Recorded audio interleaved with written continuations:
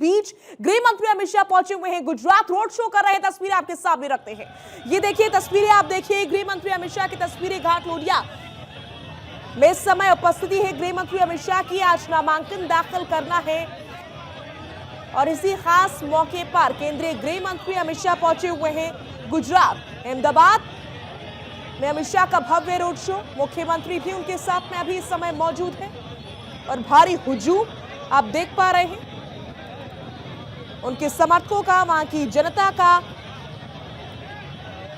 जो कि साथ साथ आगे बढ़ती हुई नजर आ रही है।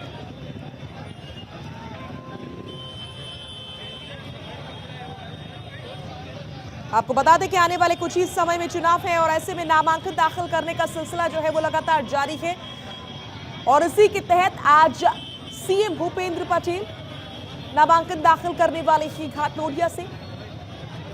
और उससे पहले की तस्वीरें, भव्य रोड शो अभी इस समय निकाला जा रहा है। आप देख सकते हैं जीप के ऊपर केंद्रीय गृह मंत्री अमित शाह और मुख्यमंत्री भूपेंद्र पटेल साथ में नजर आ रहे हैं, गुजराती वेशभूषा में नजर आ रही है। बेहद खास अंदाज, कनेक्ट करने की जनता से एक बार फिर से कोशिश और कार्यकर्ताओं का हुजूम, आम जनता का हुजूम, समर्थक जो है वो भी आप देख पा रहे होंगे।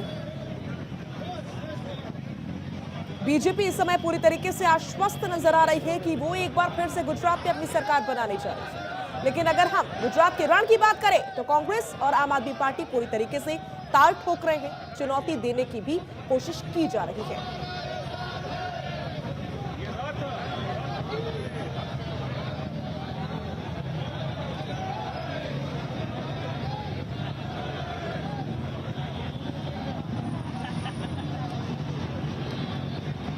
आज नामांकन दाखिल करना है भूपेंद्र पटेल को, बड़ी जानकारी हम आपसे साझा कर रहे हैं। और आज का दिन कई मायनों में बेहद अहम।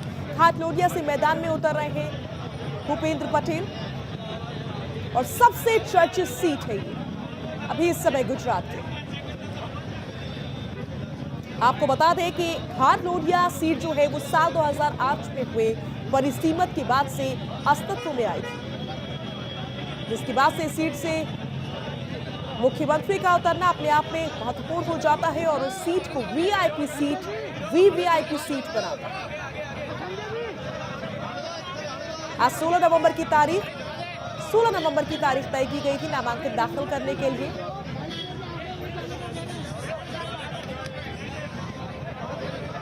पहले से ही जानकारी थी कि बीजेपी के शीर्ष नेता इस नामांकन में अपनी उपस्थिति दर्ज करवाएंगे। केंद्रीय गृह मंत्री अमित शाह भी होंगे। सो तस्वीरें आप देख रहे हैं आज के दिन की। केंद्रीय गृह मंत्री अमित शाह की उपस्थिति में नामांकन दाखिल किया जाएगा घाट लोरिया सीट से। गुजरात की तस्वीर आपकी टीवी स्क्रीन पर है। सीएम भूपेंद्र पटेल आज अपना नामांकन दाखिल करने वाले हैं और जो घाट लोरिया सीट है इसी लिहाज से वो सबसे चर्चित सीट में से एक है, गुजरात की वीवीआईपी सीट है।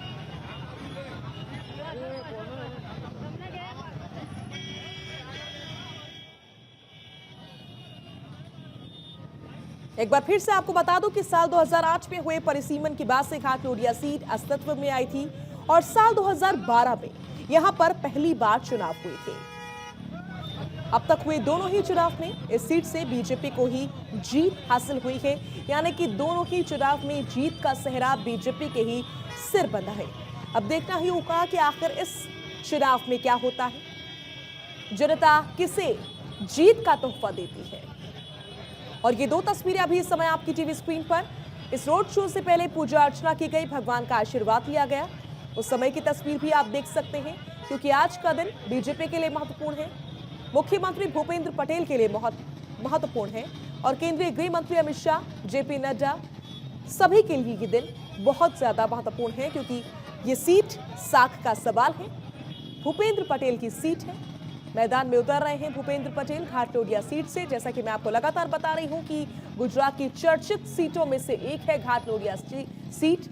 साल 2008 के परिसीमन के बाद से यह अस्तित्व में आई। साल 2012 में पहली बार यहां पर चुनाव हुए और दोनों ही चुनाव में बीजेपी के सिर पर जीत का सेहरा बंधा। एक बार फिर से यही सेहरा बंधवाने की कवायद तेज है बीजेपी की ओर से भी और उसी का आशीर्वाद लेने के लिए भगवान के दरबार में पहुंचे थे भूपेंद्र भाई पटेल। आप देख रहे हैं उनकी तस्वीरें।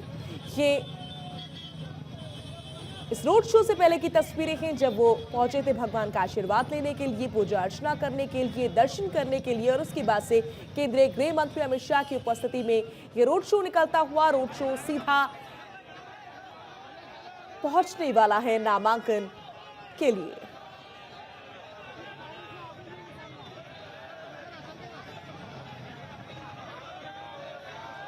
आपको बता दें कि साल 2012 के विधानसभा चुनाव में इस सीट से बीजेपी की आनंदीबेन पटेल जीती थी।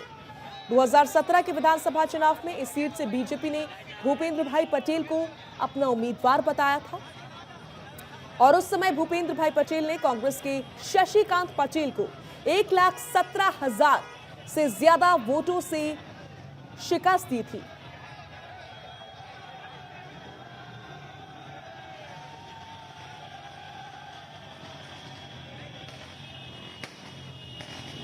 आज नामांकन दाखिल हो जाएगा, फिर चुनाव होंगे और उसके बाद से सभी को इंतजार होगा 8 दिसंबर का, जब आएंगे चुनाव परिणाम।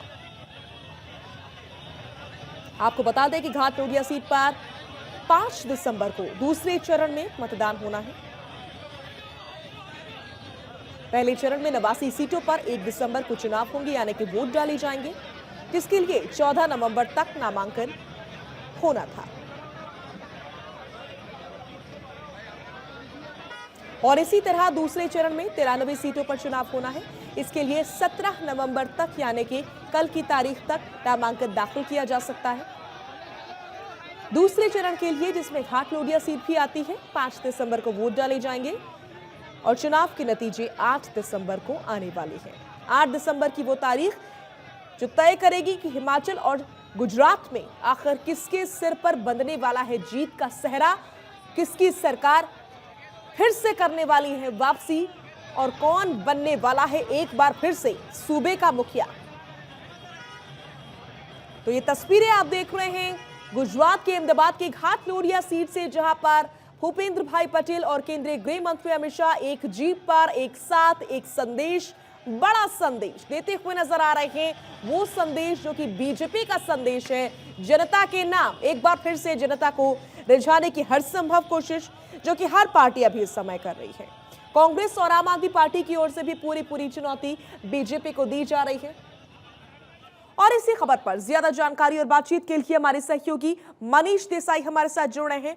मनीष, घाटलोडिया सीट अपने आप में चर्चित सीट है, वीवीआईपी सीट है, जहां से मुख्यमंत्री खुद मैदान में उतर रहे हैं। तस्वीरें दर्शकों के सामने हैं केंद्रीय गृह मंत्री अमित शाह और भूपेंद्र भाई पटेल की।